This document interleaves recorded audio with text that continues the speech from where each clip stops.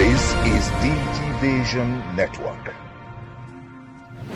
Welcome to this edition of DigiVision Network with Bayero Agabi. I'm your host, Princely Momodu. On today's show, we will be having Dotun Shonde, the General Manager of the Courier and Logistic Regulatory Department of NIPOST, as our guest of the week. Is technology moving too fast? Nigerians give their thoughts and share their concern about the pace of technology. And our top 5 for today will be launching you into space as we look at the top 5 space agencies in the world. But before all that, let's keep you up to date on news that made rounds in the world of tech during the week.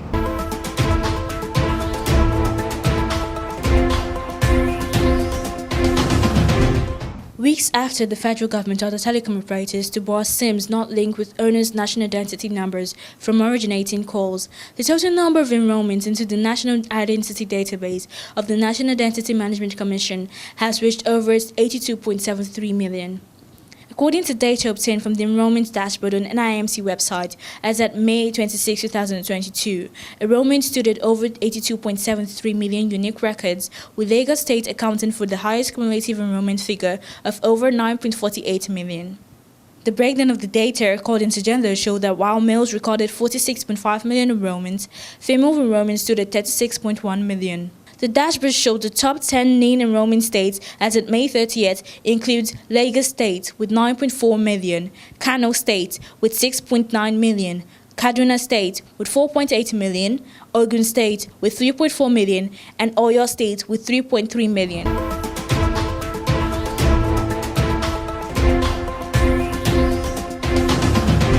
Since the middle of 2021, Nigerian tech startups have raised more funding from venture capital annually than the whole ecosystem in Africa has done in a year. However, experts say the global funding correction, which has seen VC firms around the world withhold signatures on many funding deals, will soon affect tech startups in Nigeria. New data from Crunchbase showed that global venture funding totaled $47 billion in April, making it the lowest amount invested in private companies in the past 12 months. April funding dropped by 10% month-on-month from $52 billion in March and 12% from $53.5 billion in April 2021. Crunchbase said that it was a clear indication that the environment was moving away from the record-setting peaks of 2021 when global funding doubled. Part of the concerns behind investors' pullback is an increasing drop in startup valuations at most stages. Data from Carter, a platform that helps companies manage their cap table, showed that valuations are in decline.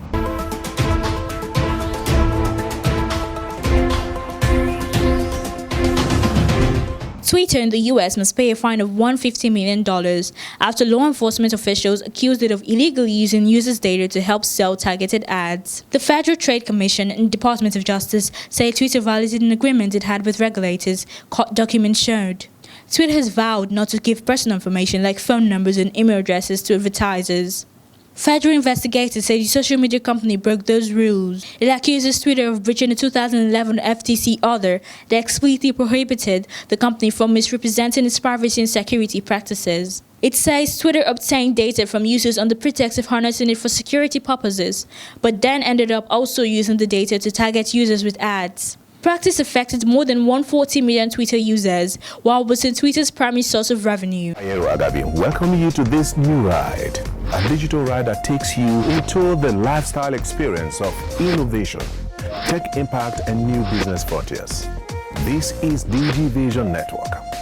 On a weekly basis, we keep you well informed of developments and trends. Now the tech ecosystem is impacting politics, business, public and private enterprise management, plus how the new digital life can transform your business. I am Bayero Agabi. Join us. This is DigiVision Network. Remember to stay informed on issues on ICT, business and innovation by visiting our website www.digivisionnetwork.com and subscribing to our YouTube channel DigiVision Network TV, and also follow us on the social media handles displayed on your screen. Now, according to a 2021 survey by Ilderman, a communications firm, public trust in technology has fallen across the world, while support for regulation of the tech industry is rising. More than 60% of respondents said they were worried that the pace of technology was too fast and governments don't understand it enough to regulate it. Another 66% said they were worried that technology will make it impossible to know if what people are seeing and hearing is real. Well, that's quite interesting, but what do you think? Do you feel technology is moving too fast? And what scares you about technology? We asked Nigerians this very question, and this is what they had to say. Well, I'm a tech guy. I work at a edutech. So in my opinion, we still have a lot of catching up to do in Nigeria when it comes to technology. We're talking about the Internet 3.0, but we've not even solved Internet 2.0. But we're getting there. That's all I can say. It's moving fast. Over the last decade, so fast. The telephone, at the time it was just rolling and you understand, but now we have the mobile phone and we don't know what even the next year holds ahead or something, but it's just wonderful. Yes, no doubt about it. Technology is moving so fast. Yes, it's moving so fast. But compared to other Western world, it's moving so fast in Nigeria, but I want them to improve more. Yeah. Well, all over the world, the technology is moving fast, but in Nigeria it's moving slow. Maybe because of our economy reality or because of our government style of leadership. I believe the technology in Nigeria is not, we are not meeting up to other people, other nations of the world. It's going so fast. When you compare where we were like a few years ago, now we are talking about 5G network. So I think things are better now. It's growing so fast. It's growing so fast. You know, when you are talking of mobile phone, when it comes out, we don't know what is called internet, but they graduate to it. So I think more are coming. Sometimes look at the advantage for this ATM we are using. You know, when sometimes we do go to bank to go and fill form and collect your cash. At the time, ATM machine came out. Now we can see POS everywhere. Collect your money fast and quick. So it's going fast. In Nigeria, what scares me about technology is fraud and other criminalities attached to technology. My worries, I don't really have fear about technology, but the use, I worried about the use. And like this social media, sometimes it's not even news you see you carry. There are news that are good, you carry it. There are incidents that have to be on view to watch, but there are some that don't really mean, you know, especially when somebody like you now can they teach somebody and put it on social media, which is not supposed. You understand now? These are the things I think. Basically, that one day machines will take over. That's all. Yeah, we've seen it in movies, Terminator and stuff, and from the reality of things, it will happen. It will. I just hope it's later, not sooner. Right now, your phones are automated. There is Siri. Siri can do almost anything you want on your device. Siri, play me music. Siri, change my contact info. Siri knows your password, knows your BVN, knows everything about you, basically. So it just has to do with one wrong code, and technology is against you. One wrong code. And then AI is developing and growing in such a way that, I don't know, it's practically alive and learning on its own. So, I don't know.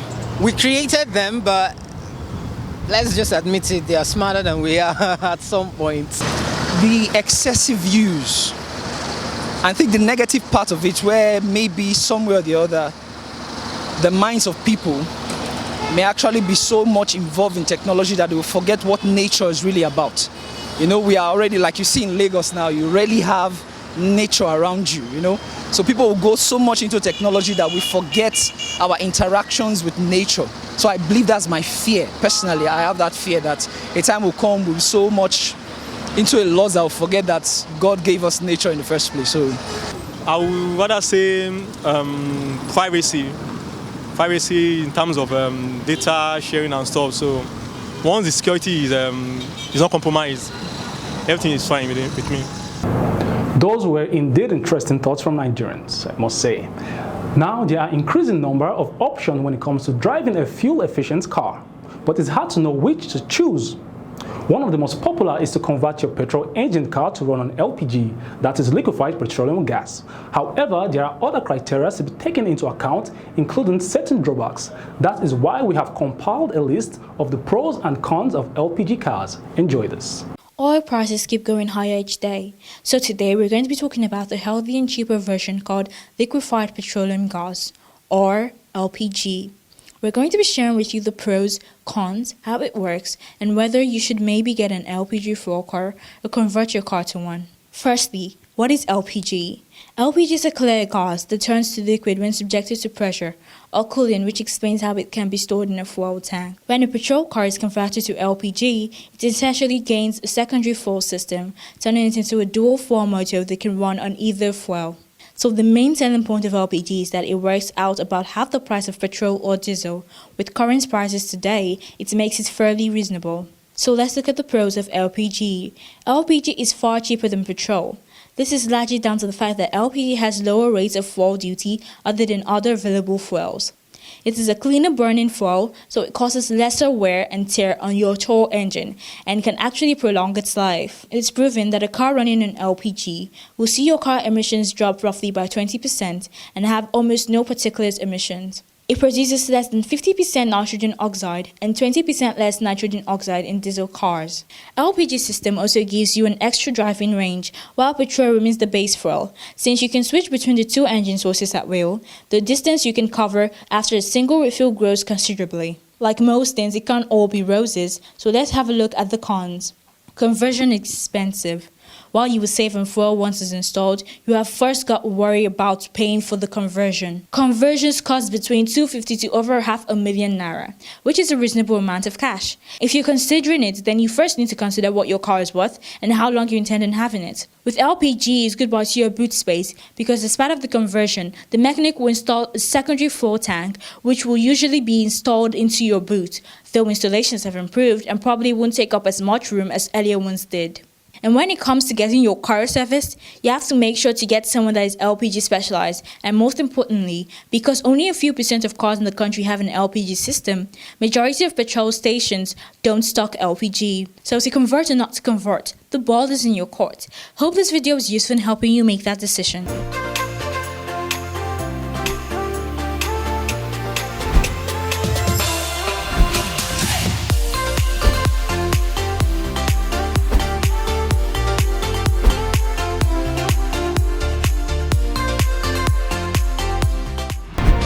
This is DG Vision Network. Thanks for staying with us. The early era of exploring space was driven by a space race between the United States and the Soviet Union. Today, many nations have their own space agency working under certain rules and policies. In particular, more than 70 government space organizations and tons of private companies are currently engaged in space activities. And in case you do not know, Nigerian happen to be one of those countries, though a few of them are far ahead than others in terms of achievements, capabilities, and annual budgets. Taking these factors into consideration, here are the top 5 space organizations in the world. Space studies and research in the outer space has always intrigued man. Mankind has a thirst to know what is beyond the Earth's atmosphere. Thus, every nation has set up its own space agencies and research centers. There are numerous of them, but only a few are of high quality, do extreme research, are technologically advanced and well known around the world. So here are the list of top 5 space research organizations in the world. Number 5. Indian Space Research Organization, ISRO. Formed in 1969, the Indian Space Research Organization harnesses space technology for national development while pursuing planetary explorations and space science research. They have carried out several major operations on both the national and international levels. The agency maintains a series of multi-purpose geostationary satellites and remote sensing satellites that fulfill the nation's growing demand for telecommunication and Earth observation respectively. In 2014, they successfully sent a spacecraft to Martian orbit in the very first attempt. The total expenditure for this mission was $75 million, making it the most cost-efficient Mars mission ever. In 2017, ISRO made a world record for launching 104 satellites in one go using PSLV-C-37. Impressed by their progress, the government increased ISRO's annual budget by 23%. The annual budget of ISRO as of 2018 was $1.5 billion. Number 4. Russian Federal Space Agency Roscosmos. Formed in 1992, Roscosmos is a coordinating hub for all kinds of space activities in Russia. It conducts varieties of civilian activities, including astronaut projects and monitoring Earth, and coordinates military launches with the Defense Ministry of the Russian Federation. The new Roscosmos State Corporation is formed by merging the renationalized Russian space industry and the United Rocket and Space Corporation. However, the country's contribution to space technologies long predates this event. Between 1955 and 1965, its former Soviet space program wrapped up many world firsts, including the first artificial Earth satellite named Sputnik 1, the first man and woman in space. Roscosmos was formed in a completely different era, right after the termination of the Soviet Union program. Now the agency provides launch services to other nations and performs various spacecraft missions of its own. Roscosmos is currently working on the ExoMars mission to find evidence of life in Mars. In 2015, it recorded an annual budget of $3.27 billion. Number 3. The European Space Agency ESA. The European Space Agency was formed in 1975 and is an international organization with 22 member states. By harmonizing the intellectual and financial assets of all members, the agency can manage activities and programs far beyond the scope of any European nation. ESA is one of the major contributors to the International Space Station. Since its inception, it has been actively involved in unmanned exploration missions to the Moon and other planets, telecommunication, developing launch vehicles, and Earth observation. Major recent projects include Venus Express, that is continuously sending data from its polar orbit around Venus, LISA Pathfinder, which is studying gravitational waves, and the James Webb Space Telescope. The agency currently has projects planned for Jupiter and Mercury, and others that will observe the energetic universe and study dark matter. The annual budget of the ESA as of 2018 was $7 billion. Number 2. China National Space Administration (CNSA). China National Space Administration was formed in 1993 and is responsible for planning and implementing all space missions on the national level and signing government agreements related to space research. In 2014, CNSA successfully made the first soft landing on the Moon using its first robotic lunar lander and rover named Chang'e 3. Unlike other space organizations worldwide, CNSA is not involved with ISS. In fact, it has its own small space station. Also, it carries out regular launches by itself using a family of expendable launch systems called Long March. Unlike other space organizations worldwide, CNSA is not involved with ISS. In fact, it has its own small space station. Also, it carries out regular launches by itself using a family of expendable launch systems named Long March. Since 2003, they have conducted many manned space missions, and so far, 11 Chinese astronauts have traveled in space. It has recorded an annual budget of $11 billion in 2017. Number 1. National Aeronautic and Space Administration (NASA). For 6 decades, NASA has led peaceful space explorations, making discoveries about Earth, other planets, solar systems, galaxies, and our universe. It is an independent organization that isn't part of any executive department, but reports directly to the US President. Since its inception, most space explorations efforts have been led by NASA, including the Skylab space station, a partially reusable low-Earth orbital spacecraft named Space Shuttle, and the most polar human spaceflight program, Apollo Moon landing missions. The organization has successfully launched more than 200 manned flights, and they are currently working on more than 70 missions. Some of its greatest missions include Apollo, Viking 1 probe that touched down on Mars in 1976, Chandra X-ray Observatory, and the Voyager 1 and 2, that made numerous important discoveries about Jupiter, Saturn, Uranus, Neptune, and rich interstellar space. NASA's annual budget as of 2018 was $20.7 billion. Those are the top 5 space research organizations in the world. Make sure to subscribe to our YouTube channel for more exciting top 5 videos. Welcome you to this new ride, a digital ride that takes you into the lifestyle experience of innovation, tech impact, and new business frontiers. This is DG Vision Network. On a weekly basis, we keep you well informed of developments and trends. Now the tech ecosystem is impacting politics, business, public and private enterprise management, plus how the new digital life can transform your business. I am Bayero Agabi. Join us. Next is our guest of the week. Last week, we brought you a report on how the Courier and Logistic Regulatory Department of NIPOST organized organized a training to help maximize the potential of the Korea industry in Nigeria. Today we have the General Manager of the department, Dotun Shonde, as our guest of the week. You're welcome to the show. Thank you for having me. All right. The Korea industry in recent times have been growing rapidly.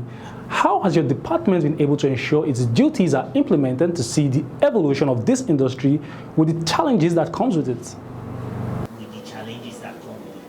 Well, so far so good, thank you. We have been able to deploy technology in doing our services, in carrying out our mandate.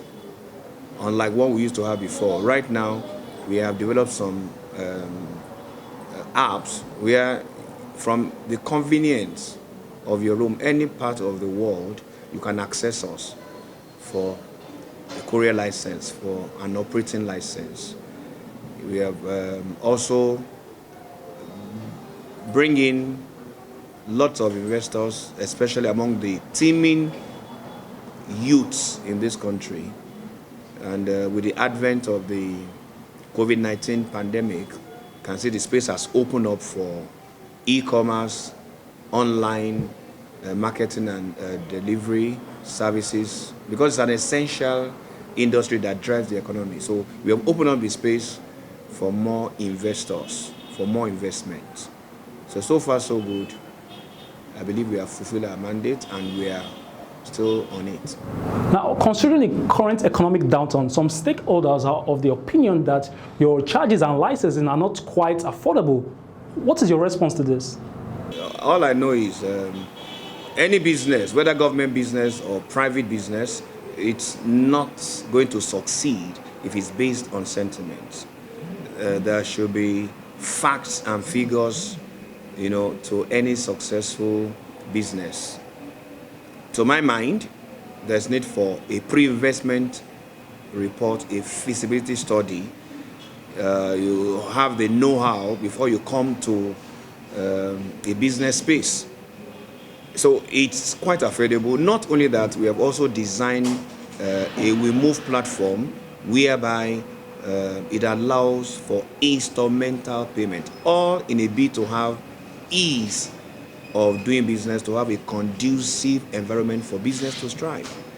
So I don't think it's out of reach for any serious-minded, business-minded investor. The truth here is there are categories. So you just have to maintain your level. You don't go beyond your capacity.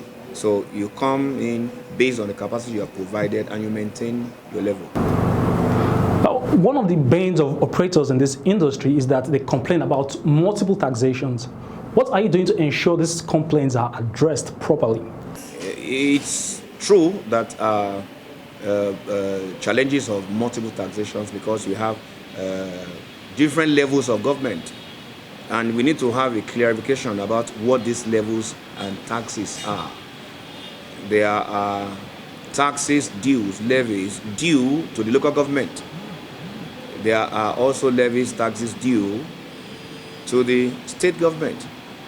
Now you don't, because of that, because you operate in a space, feel that you should be exempted. So if it's legitimate, if it's part of what it's their due, it's part of the understanding of the environment. So to my mind, yes, it may seem so, but if you really go to the nitty-gritty, it's just a matter of understanding. You want to operate in a state, you want to apply the road, and the state is asking for, let's say, state carriage permit, or they're asking for your roadworthiness to show that your vehicle is roadworthy. And maybe because it's not roadworthy, you are levied or you are taxed, you are penalized. You don't see that it's multiple taxation. So there are laws in place that ought to be respected. You don't drive a vehicle without having the driver's license. So if Federal Road Safety is asking you for your driver's license, you don't call that multiple tax. You don't. So there are taxes that are legitimate that has to be paid. You need to understand those levies before coming to the business and make arrangements. I think it will be seen in the right perspective. Now, how How are you aligning with the federal government's objective of achieving a digital-driven economy? We are doing, and we are not resting to doing that. As NIPOS and as a department under the office of the Postmaster General, all our processes now has been digitized. Like I did say, you can now go online to submit your application. We give your license, we process it online, and we do our monitoring online as well. So we are keen into the digital economy by ensuring that the customers get value for their money by investing in the space. We are also leveraging on the technology base to get to create more awareness. We are using the social media as we have it. So we are also having our web portal where you can access us and do business with us. Thank you very much for your time. It was nice having you on the show today. That was Dotun Shonde, the General Manager of the Courier and Logistic Regulatory Department of NIPOST. And this is where we call it a wrap on the show today. Don't forget to visit our website, www.dgvision Network, and subscribe to our YouTube channel, DGvision Network TV. And also follow us on the handles displayed on your screen. On behalf of our regular anchor, Bayero Agabi, it's bye for now. My name remains Princely Momodu.